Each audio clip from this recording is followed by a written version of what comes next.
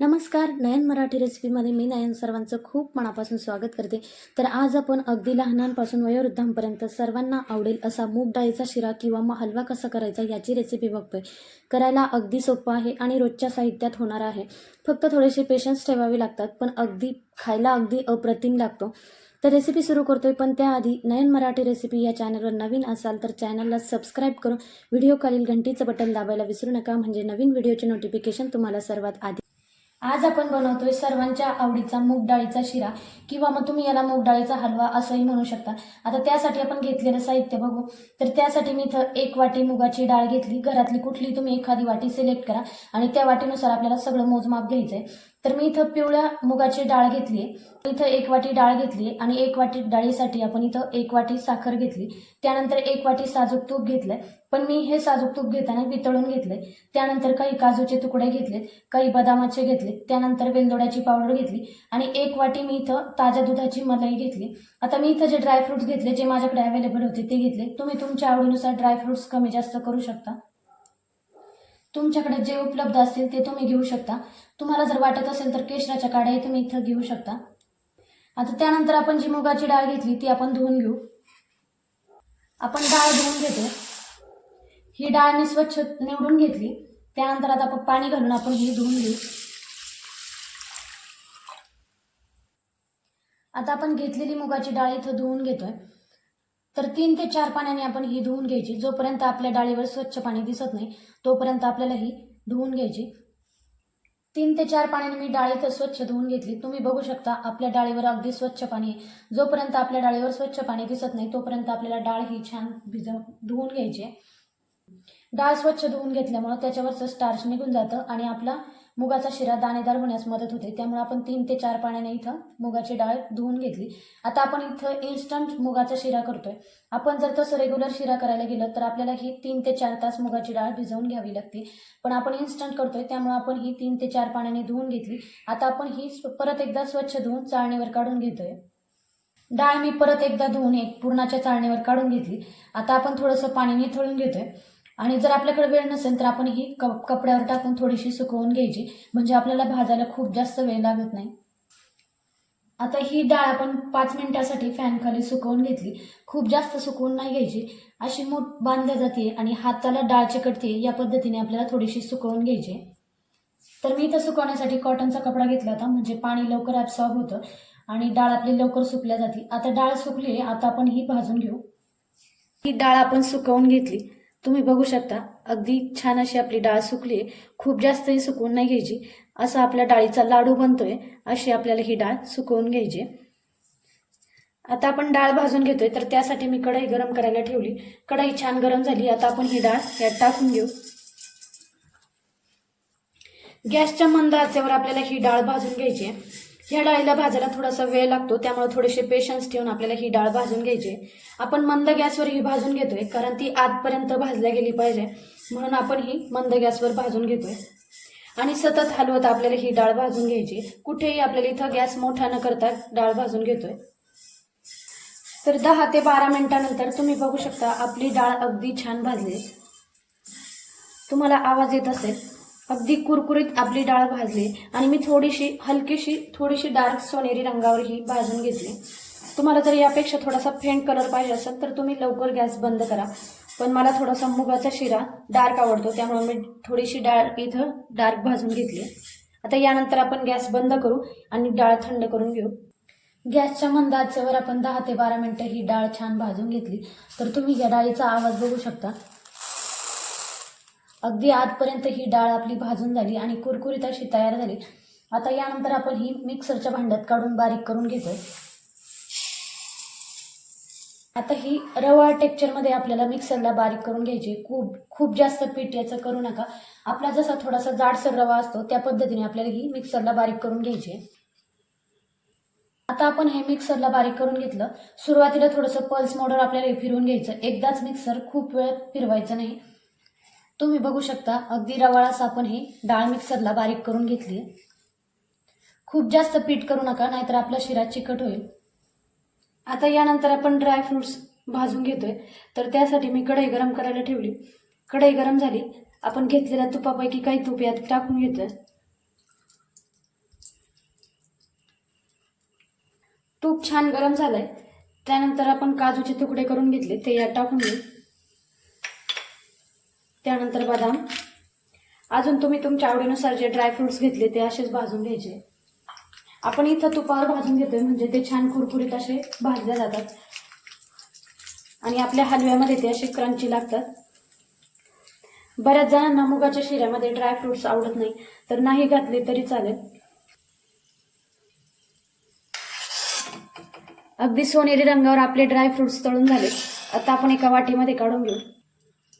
तर आपण जे 1 वाटी तूप घेतलं होतं, तर आपण ड्रायफ्रुट्स भाजण्यासाठी काही तूप घातलं आणि आता ड्रायफ्रुट्स भाजून झाले. त्यानंतर आपण बरंचसं तूप घेतलंय, म्हणजे अगदी 25% तूप आपण ठेवलंय. आता हा चमचा तुम्ही बघू शकता, ह्या चमच्याने मी इथं 2 चमचे रवा घेतलाय. आपण जेव्हा साहित्य दाखवलं त्यावेळेस रवा आणि बेसन पीठ दाखवायचं विसरलं, तर तुम्ही आता पोह्याचे 2 चमचे इथं रवा घ्यायचा आहे आणि आपण तो भाजून घेतोय. गॅसच्या मंद आचेवर आपल्याला हा रवा छान भाजून घ्यायचा आहे. लगेचच आपण जे बेसन पीठ घेतलंय ते आपण यात टाकून घेऊ. मी इथं पोह्याचे 2 चमचे रवा आणि 1 चमचा बेसन पीठ घेतलंय. आता आपण हे छान सोनेरी होईपर्यंत तुपावर भाजून घ्यायचंय. हलक्याशा सोनेरी रंगावर आपण हा रवा आणि बेसन पीठ भाजून घेतलंय. या तुपामध्ये आपण जी मुगाची डाळ भाजून बारीक करून घेतली ती आपण लगेचच यात घालतोय. गॅसच्या मंद आचेवर आपल्याला ही मुगाची डाळ बारीक केलेली छान भाजून घ्यायची.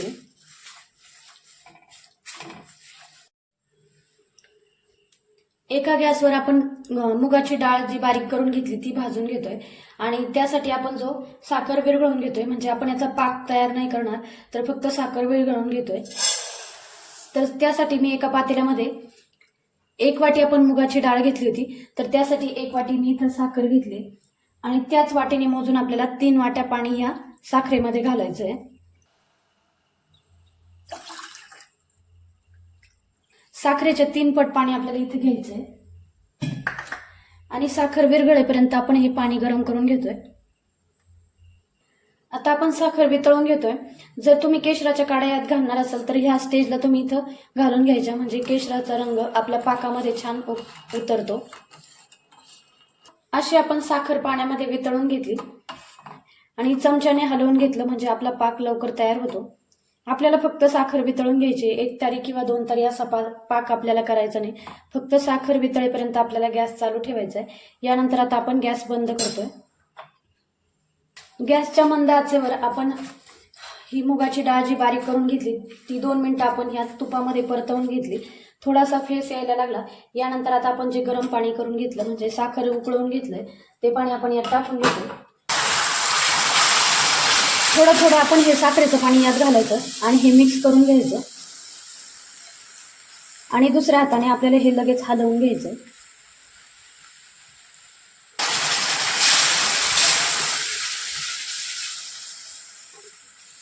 खूप जास्त पाणी एकाच वेळेस घालू नका. गुठळ्या मोडत मोडत आपल्याला हे छान मिक्स करून घ्यायचं.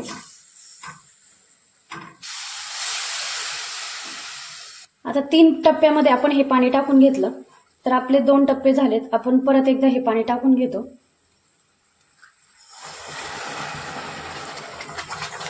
आणि परत एकदा हे हळूच मिक्स करून घ्यायचं. थोडं थोडं पाणी घाला म्हणजे अंगावर उडण्याची शक्यता कमी होते आणि हे व्यवस्थित मिक्स करून घ्यायचं. गॅस आपल्याला मध्यम ठेवून ही आपल्याला प्रोसेस करून घ्यायची. जेव्हा आपण साखरेचं पाणी यात घालतो त्यावेळेस खूप पातळ आपल्याला हे मिश्रण वाटतं, पण जसा जसा वेळ जातो तसं तसं आपले जे डाळीचा रवा आहे तो हे पाणी ॲब्सॉर्ब करतो आणि हे मिश्रण घट्टसर आपलं तयार होतं. आपल्याला हे व्यवस्थित मिक्स करून हे घट्टसर तयार करून घ्यायचंय. गॅस मध्यम ठेवून आपण हे मिश्रण व्यवस्थित मिक्स करून घेतलं. आता आपल्याला गॅस बारीक करून यामध्ये आपण जी साय घेतली होती ती आपण टाकून घेतोय. 1 वाटी ताज्या दुधाची साय घेतली आहे. आता ही आपण व्यवस्थित मिक्स करून घेऊ. साय घातल्यामुळं आपल्या शिऱ्याला चव छान येते, त्यामुळे आपण इथं साय घातली आहे. आपण दुधावरची फ्रेश अशी साय यात घालून घेतली आणि परत एकदा हे छान मिक्स करून घेतलं आणि परतवून घेतलं. आता ह्या स्टेजला आपलं 1 चमचा तूप शिल्लक होतं ते आपण यात टाकून घेऊ आणि परत एकदा मिक्स करून घ्यायचं. आपण जेवढा हा शिरा परतवून घेऊ तेवढी याची टेस्ट छान होते. आता हे तूप आपल्याला व्यवस्थित मिक्स करून घ्यायचं आणि परत हा आपल्याला 5 ते 7 मिनिटासाठी परतवून घ्यायचा आहे. आणि हा परतत असताना आपल्याला गॅस मंद ठेवायचा आहे. तुम्ही बघू शकता अगदी कडेने आपलं सगळं तूप सुटलेलं आहे, म्हणजे आपला शिरा छान परतलाय. तर याच पद्धतीने आपल्याला परतवून घ्यायचा. आपण साय टाकल्याच्या नंतर गॅसच्या मंद आचेवर जवळजवळ 5 ते 6 मिनिटं हा परतवून घेतला. त्या स्टेजला आपल्याला असं वाटतं की आपला शिरा तयार झाला, पण असं नसतं. आपण साय टाकल्याच्या नंतर परत 5 ते 6 मिनिटं हा परतवून घेतला. जेव्हा आपल्या शिऱ्यातून ते तूप छान रिलीज होत नाही तोपर्यंत आपल्याला हा परतवून घ्यायचा, म्हणजे तो व्यवस्थित परतला जातो. या शिऱ्याला बनवायला थोडासा टाइम लागतो, पण खायलाही तो तितकाच टेस्टी लागतो. त्यामुळे थोडेसे पेशन्स ठेवून आपल्याला हा शिरा तयार करावा लागतो. तर असा आपला शिरा तयार झालाय. यानंतर आपण ड्रायफ्रुट्स घालून घेऊ. मी थोडेसे डार्क रंगावर इथं भाजले होते, कारण आमच्याकडे खूप जास्त कुरकुरीत आवडतात. आता हे ड्रायफ्रुट्स आपण परतून घेतले आणि परत एकदा तुम्ही बघू शकता अगदी छान आपलं तूप यातून रिलीज होतंय. आता आपण ह्या स्टेजला गॅस बंद करतोय आणि जे आपण वेलदोड्याची पावडर घेतली होती ती यात आपण शेवट घालतोय, म्हणजे वेलदोड्याची टेस्ट आपली टिकून राहते. त्यामुळे आपण हे शेवट घालतोय. परत एकदा हा मिक्स करून घ्यायचा आहे आणि आता आपण हा सर्विंग डिशमध्ये सर्व करून घेऊ.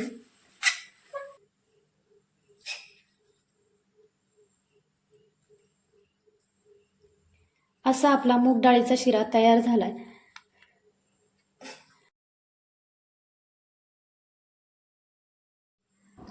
असा आपला मऊसूत पण दाणेदार असा मूग डाळीचा शिरा किंवा मग हलवा तयार झाला. हा शिरा तसं पाहायला गेलं तर सगळ्यांना खूप आवडतो, पण आपण हा घरी बनवत नाही. हा शिरा आपण बऱ्याचदा काही लग्न समारंभात किंवा इतर फंक्शनमध्ये खात असतो, पण एकदा हा घरी नक्की ट्राय करून बघा. फक्त साहित्याचं प्रमाण, प्रत्येक गोष्ट करताना व्हिडिओमध्ये वापरलेला टाईम हा व्यवस्थित फॉलो करा आणि अगदी रेसिपीमधील टिप्स वापरून तुम्ही एकदा ही रेसिपी नक्की ट्राय करून बघा.